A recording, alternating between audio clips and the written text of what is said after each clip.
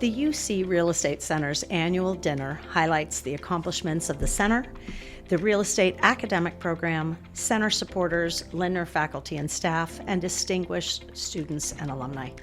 The annual dinner returns for its 34th year on Wednesday, June 11th at historic Cincinnati Music Hall. My name is Mary Ann Lewis, Dean and Professor of Management at Lindner. Welcome back to another episode of Bearcats Mean Business, the official podcast of the University of Cincinnati's Carl H. Lindner College of Business. On today's episode, I'm joined by Shenan Murphy, Vice Chairman of Cincinnati, Dayton, and Cleveland-Akron Colliers, who will be receiving the Distinguished Real Estate Service Award at this year's annual dinner. Shenan is here to talk about his career in real estate and his connection to Lindner and UC. Congratulations and welcome, Shenan. Thanks, Dean Lewis. I'm so excited to be here. I'm really looking forward to our conversation today. Oh, I'm thrilled to have you here, Shenan, and congratulations. This is wonderful. I'm looking forward to celebrating you that night. Today, I would love to just start. I've been touched by your personal story, and I think it's important for people, especially when I think about my students, to understand the curvy roads that we've all walked to get where we are. Would you tell us a little bit about yourself and that road for you? What was the journey like? Well, it's been crazy. As I've said recently, this award means a lot, and it's an honor to be here. And it brings a lot of nostalgia to it because it makes you look back in your career and look back on your life and see what USC has meant to you, what mentors have meant to you, what people along the way. And I recently was at an event and I had to give a toast with the company. And I said, if I were 18 years old and there was a contract presented to me and I would be dead at 50, and this would be your life's journey with family and business and friends and the great relationships, I would have signed that contract in a heartbeat. And here I sit, ready to celebrate my 60th birthday, so I've gotten some bonus years, and I'm very excited. Now, the personal journey has been one of variety. Fortune of being in the right place at the right time. I was raised by a single mom. My father left when I was 12, and it was a very difficult situation. Our house was foreclosed on when I was 14 years old, and here I am in real estate.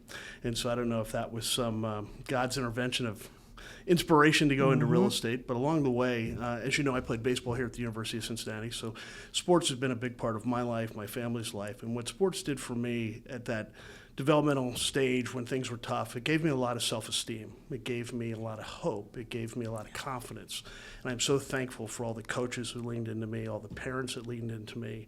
And back then, you know, communities were communities, and that's how they raised people. And that led me on to a professional career where I take a lot of those lessons I learned back then, and I try to apply them today and just try to do the right thing. So it's been a crazy journey. Started in business right after the graduation of the University of Cincinnati. I went to a training program at the company. It was called West Shell, which is the West Shell Junior Fellowship, which here at the real estate department means something. And my first job paid $14,000. And I got to work as a bartender at night to try to pay the bills. And so along the way, I started off doing just research and analytical work, and then I had a great mentor, and I got a chance to become a broker. And then 10 years later, I bought the business in 2000. And that was quite a journey along the way. Couldn't do it without the great team we've had at the company and the great mentors I've had along the way. Shenan, if you would, I'd love you to talk a little bit about what it was like being a first-gen student. And the reason I want to dig into that a bit is I'm really proud that the last couple of years we've actually doubled 2 years in a row the number of first-generation students we have. And I believe that education is powerful, and through those students and through your story, I've also trying to understand how to help them further, because that is a really big step, not only for the student, but for generations to come. What was that like for you? Yeah, great question. I have a saying, knowledge is power. And if you have knowledge, you can use that power in many ways, to influence, to build teams, to advance yourself. I didn't know what college was, and I was fortunate when coming out of my grade school, I took a test, and that test was for Cincinnati Public Schools. And by the good grace, I passed it, and I was able to go to Walnut Hills High School. And that took me from 7th to 12th grade. And if you know much about Walnut Hills here locally in Cincinnati, it's widely regarded for success. The first week there, all I heard about was college in 7th grade. And I came home and I said to my mom, I said, "What's this college thing?" And she laughed and she said, well, nobody in our family's ever been to college, and it's very expensive, and we don't know if you can get there. But through that journey, I learned about college. And then through sports, I had a lot of scholarship offers, and I had a lot of opportunities. I had a chance to play pro baseball out of high school, and I had a great mentor who came over before the draft named Joe Hayden. And Joe told my mom, don't let him do that. Let him go to college, and college will lead him through his life, and pro baseball probably will not. He's not that good. So that shattered my dream as a 17-year-old. But what that did do is it solidified my chance to be a first-gen college student. And I started at Ball State for 2 years, and then I transferred back here my junior year. And that story was a fun one. I came back, and I was working out here during winter break at UC. Knew a number of people who played baseball here, and I literally made the decision to transfer to UC within about 24 hours. And I went home and told my mom I was going to transfer to UC. She said, how are we going to pay for this? And I said, well, they're giving me a scholarship. I did have a Pell Grant at the time, so that gives you a little bit of an indication of where our family's finances were. And through that experience, I came to UC. And UC had a number of coaches and professors that helped me, but as a first-gen college student, it was that journey through a great high school. It was that journey then through athletics and then mentors who really exposed me to college. And one of the things I want to give back to is that first gen, because a lot of people just don't know. And once you give that knowledge to kids, they can excel. With that comment, Shenan, I think about the contributions. I mean, it's so part of why you're being honored at this dinner. You think about your own experience, and then I watch how you philanthropically, through service, make such a difference in this city. Could you share a little bit about how you make decisions to contribute to the city and beyond? Sure. First, I have to recognize my great partner, Melissa. We've been married 34 years, coming up in August, and together our journey's been fantastic. And we're very purposeful what we're trying to do. And there's a lot of great people and a lot of great institutions in this town to support. We focus on education and youth, and we think that's important to do. One of my good mentors does a great speech. He talks about time and treasures. And time is hard for people to give. Treasures are easy. Everybody can write a check and be fortunate to do that. But I think the time is what makes a difference. And that's time makes an impact on kids, makes an impact on young people, makes an impact on organizations. So Melissa and I have really tried to give a lot of our time as well as our treasures. And I think that has been far more rewarding than any check we've ever written. You and I talked about the dinner we hosted for the first-gen students at our house, and we were scheduled to conclude that at 9 p.m., and it went to 11:15, 11:30. That was one of the greatest nights we had, and it just, it was reflective of what we like to do and how we do it. And again, the energy in that room with those 13 students and the conversations and everything else just made us more motivated to try to do additional things as we move forward. And it means, I mean, you and I have said this before, but it does mean so much to hear your personal story, because I think those kids need to see that there's a pathway that it can be them too. Yeah, we talked a lot of that night about failure, and we talked a lot of things. They asked how I came to, own the company and do things like that, being first gen, and my personal story coming from not much. And that's worth talking about because, I was at the company for 10 years, and then our company was sold. The residential side was sold to what is now Coldwell Banker West Shell. And there were a number of people sitting around. They said, well, what are we going to do? The commercial division, the property management division of West Shell, how are we going to handle this? And we were all at a happy hour, probably too many beers along the way. And I said, well, why don't we buy it? When I was 31 years old. And nobody really took it seriously. And I went to my father-in-law at the time and presented him with the idea. And he said, well, to go do a business plan. So I'd never done a business plan. And so I ran down to Hyde Park Library, put a business plan together, presented to him this business plan a week later. And he read the first 2 pages, and he looked at me and said, well, you've never done a business plan before. And part of that is I'm dyslexic. So having dyslexia, my writing skills and spelling can be a little bit off at times because I don't have back then didn't have the advantage of technology that we have today to help. And so he counseled me, and I presented it to a group of 7 people at the company, and we started a journey to buy it. And we did buy it in 2000 at age 32, 33, and risked everything, survived 9/11, tragedy in our world, and we serve .com business, and so we learned a lot of lessons. But to go do that and to think about failing and think about the risk associated with that, I talked a lot to the first gen students about that. I said, keep pushing forward, keep acquiring knowledge. You're gonna fail, you're gonna have failures, and don't let them hold you back. I have a saying, let it go. And you have to let things go in life, and I think that gets a lot back to sports. I'm probably a lot better in my mind today than I actually was as a player, but I had a lot of failures in sports, and you can't dwell on them. You have to move forward, and I think that's the biggest thing about failure. A lot of people sometimes get stuck with it, and I think when you're a first-gen student, there's a lot of pressures on you, and if you don't have a good support system to reassure you, to build that self-esteem, that's what we really can do for youth and to help these young men and women, do great things. Oh, I couldn't agree more. Shenan, you've talked about the value of failures. I'd like to talk a little bit about more the value of challenges and overcoming those challenges. Could you share a little bit about an experience or your approach to making the most of challenges? Yeah, what comes to mind is being dyslexic and not knowing I was dyslexic until really in my adult life, and the challenges that presented as I reflected on it through the days of high school and college and probably early in business. And I figured I was dyslexic through my wife, who we have a son who's dyslexic, and we recognized at an early age he was having some challenges, and through her training she identified that, and she looked at me one night and said, "You're dyslexic." And I said, "No, of course I'm not." And so that led to some exploration of what dyslexia is all about. And as I learned, she said, "You're a terrible speller. You do great math in your head, but not on paper, and you invert numbers." And I said, all the classic signs, if you will. And as I reflected on it, obviously I mentioned I played college baseball here at the University of Cincinnati, and my SAT scores coming out of Walnut Hills were so bad, I would not have qualified under today's NCAA requirements to play. I graduated not top of my class at Walnut, but towards the bottom.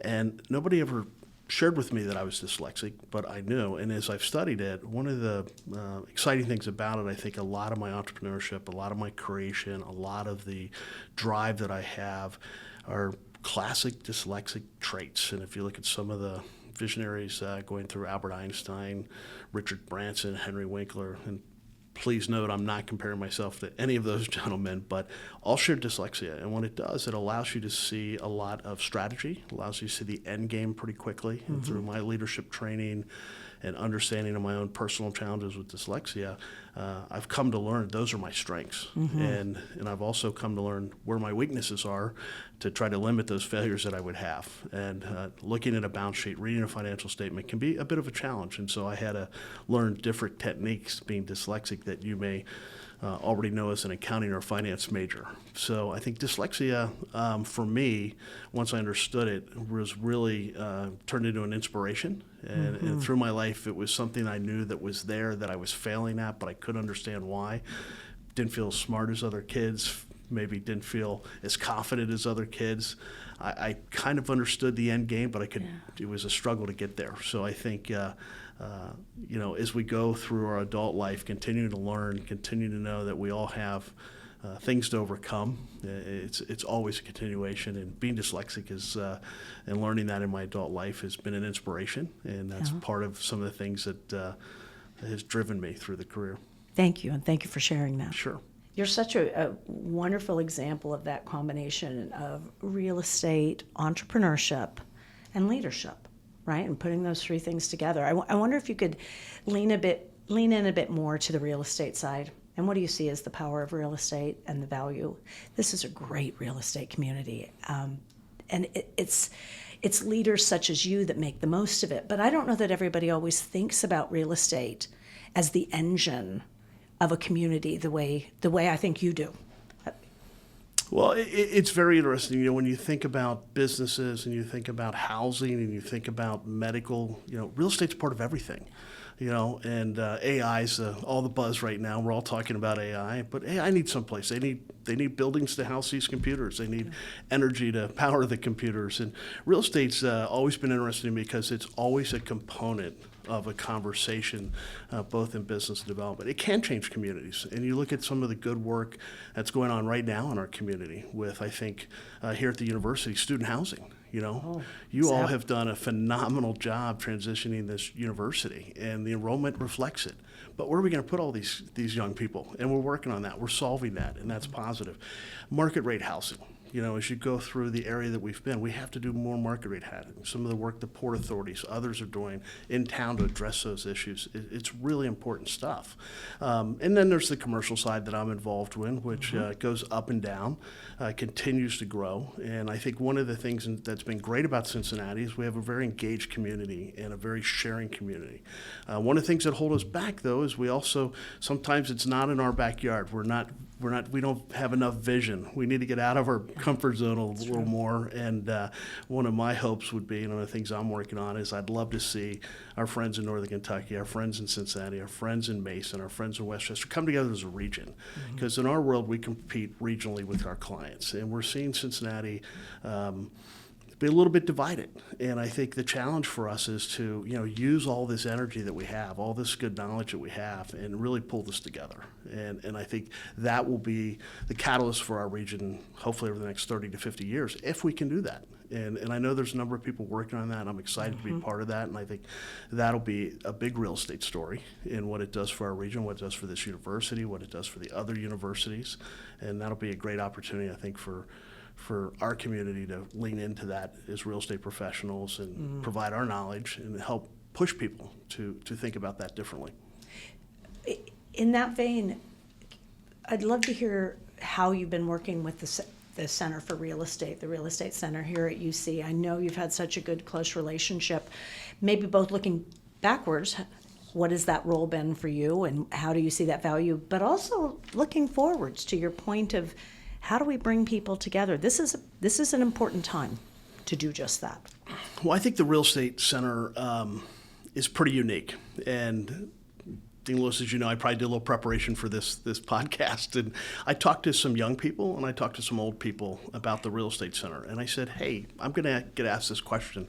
Tell me your thoughts. So a little bit of this plagiarism. Ooh, and so the younger people who've graduated recently, and I'd say that in the last 10 years, all had some common themes, which were incredible. And they said the Real Estate Center has given them an opportunity to think about an area of business and life that otherwise hasn't been on their radar. And it exposed them, the programs that you're offering, the programs that we're putting together both in these buildings and outside through the volunteers, expose them to finance, expose them to development, expose them to housing, expose them to a lot of different things. And it was interesting to see that continuity with the group of young people, that they were very excited and reflective on all the different aspects they got to experience at the Real Estate Center.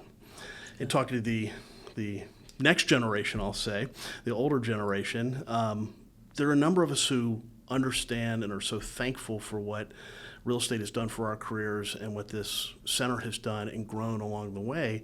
And everybody's excited to give back and everybody's excited to participate, and there's great collaboration. And I say in my business and I say in our family, it takes a village, right? And I think the village here in Greater Cincinnati, the village around the Real Estate Center, because of the good work that's been done so consistently over the years and the growth so consistently, going back to Norm Miller, where he started. Oh, absolutely. And it's been really good. So I think the Real Estate Center means a lot of things.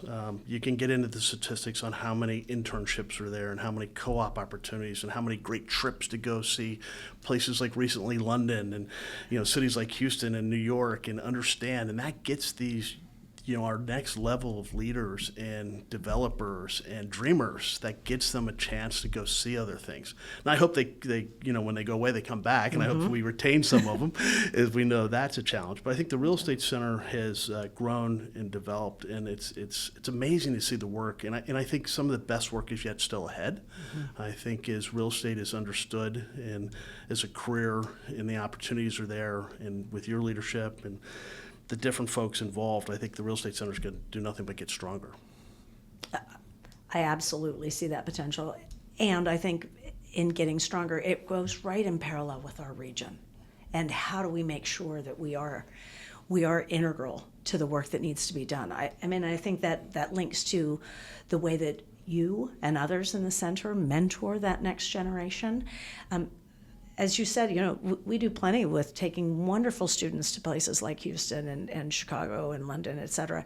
And we see this remarkable boomerang. So even if they don't stay initially, they come back. I mean, this is such a great community, and I love that. Could you talk a little bit about your mentoring?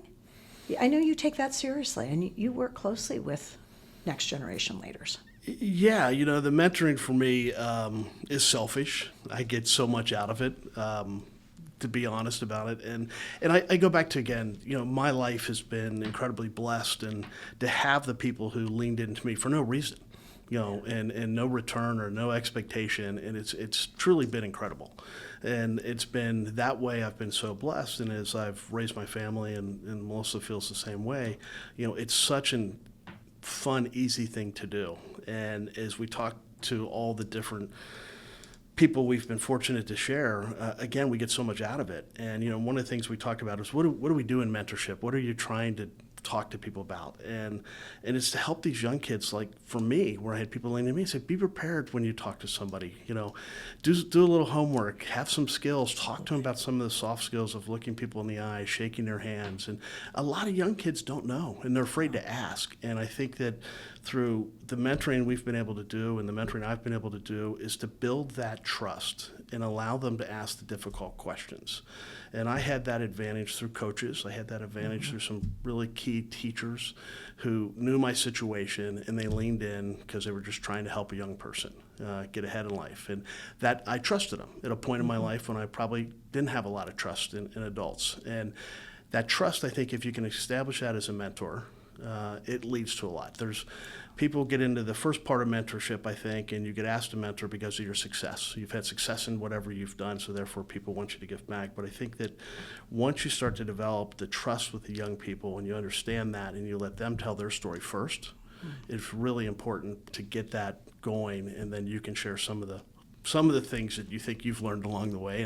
And I always encourage them that, hey, it's their recipe. It's not mine or any other mentors. And you got to take a little bit of the salt I'm giving you, a little bit of the pepper the other mentors are giving you, and create your own ingredients and make it your life. And so through that, again, I have so much fun doing it. And I think I was looking at a list. We've had over 45 interns come through our company in the time. That's outstanding. And it's fun. And we spend real time with them, and we put them through a class called Foundations of Success. And a couple of the young people I was talking to about this podcast, said, that program really impacted their lives, and it really opened their eyes to things. And I'm thankful to a lot of the professionals that work at our company that take the time to lean into it, and not just me. I think the demonstration of care in that program that you provide, but also in your personal, it goes so far that a young person sees that you care enough to be listening, because then they're also going to be more open to tough feedback. I mean, you talked about the value of failing. I think that even in the soft skills, it's important that a mentor can say, hey, that handshake wasn't quite what it needed to be. You're not quite looking at me. And the soft skills have lost some things, I think, in recent years that we're really working hard, but it takes mentors and others for them to see, oh, I get it, and start to feel that comfort to lean in. Yeah, and social media and Absolutely. electronics. It's hard. And I'm probably considered a dinosaur in some respects, but I'll say, well, did you talk to that person? Yeah. And then I have to qualify that question with, was that a text, an email, or did you actually communicate and talk? And in our business, it's all about relationships, and it's about building trust. And with social media, so many young people refuse or struggle or are perhaps not confident to get on the phone or go to a networking event and I think those are some of the things in the mentorship that we can share, that at the end of the day, once you get past the emails, it's going to take a personal relationship to advance whatever your agenda might be, whether that's professionally or personally. And so often with the social media, those young people have not been trained, and it's been hard. But I think that's an area that we can continue as mentors to help people with and grow their confidence and say, it's okay. Don't hide behind that text. No, I appreciate that kind of push. It matters so much. I would love you to say a little bit more about the entrepreneurship side of you and real estate, because we take it very seriously that we want to build an entrepreneurial mindset, really foster that entrepreneurial spirit. What does that mean to you? Thinking about that question, thank you. It's something I don't really think about on a day-to-day basis. I just have kind of done it my whole life. And I think initially it was started because of economic need. I needed to make money. And as I've shared with people, I would literally skip school to shovel snow. And I used to love when it snowed because I could go make a buck, and that's what I did. And growing up the way I did, I really didn't have a lot of excess cash. So any chance you could get to make money, I laugh. The house that I now live in, I used to have a little business in high school. We started. We had 40 kids working by our senior year that we called it catering, but it wasn't really catering. It was cleaning dishes and bartending. And so that was, one of the first businesses I started my sophomore year in high school. I had a boat cleaning business that I had in college, where I had college athletes employed at a place called Four Seasons here, and we had probably 25 people, and we didn't know that to get your boat cleaned, most professionals would charge $125. We would do it for $25. So the economics weren't great on that, but we had jobs and we made some beer money along the way. And then I guess, entrepreneurship to me has been just the ability to control my destiny, to control and create and help myself and others achieve. And along the way, not only, my 35 years in real estate have all been at the same company. Along the way, though, we started an MBE 10 years ago with 2 young people, and we funded it. We nurtured them in our office space for 2 years, and they're out doing great things today. That's great. And we didn't take a lot of credit for that. And people are like, why didn't you talk about that? Why wasn't that in the business career? MBEs are hot things in the last decade. But it's reflective of I think the team we have and what our views are is that entrepreneurship's to help others achieve and to help yourself achieve. And along the way, there are rewards, but there's also some great failures we've had. Absolutely. We've built a real estate holding company called 643 Capital, of which we own a number of commercial properties. We had a technology business we started in 2008. That business was started out of just need from property management side of the business. So I think it's looking at a problem, trying to solve it, try to come up with something that's a solution that's not readily available, and apply some knowledge to it like we've talked about. Know that you're going to fail along the way, and hopefully put the right team together to help build and give somebody a chance. The businesses I've been fortunate to grow, I've had great team members, and I've had great men and women who have shared a vision of trust, shared a vision of openness, and are willing to go do that. And through that, some of the different businesses we've created, and I think we'll create, I'm excited for the next 10 years, some of the things I'm doing now, I think will further help that entrepreneurship spirit. And I'm not even sure what it means. I wrote down I probably need to take a few classes in entrepreneurship from the university, yeah, and so that I could really define that a little better. I love that, and I do know that you continue to explore. We say our mantra here at Lindner is that we empower business problem solving and business problem solvers. And you're such a model of that. And entrepreneurs, that's what you do. You see a problem, you start to think about, okay, how would I fill that gap, building the expertise and the team to get there. And you're always taking risks, but how do you make them calculated? How do you, innovate and really think creatively and collaboratively?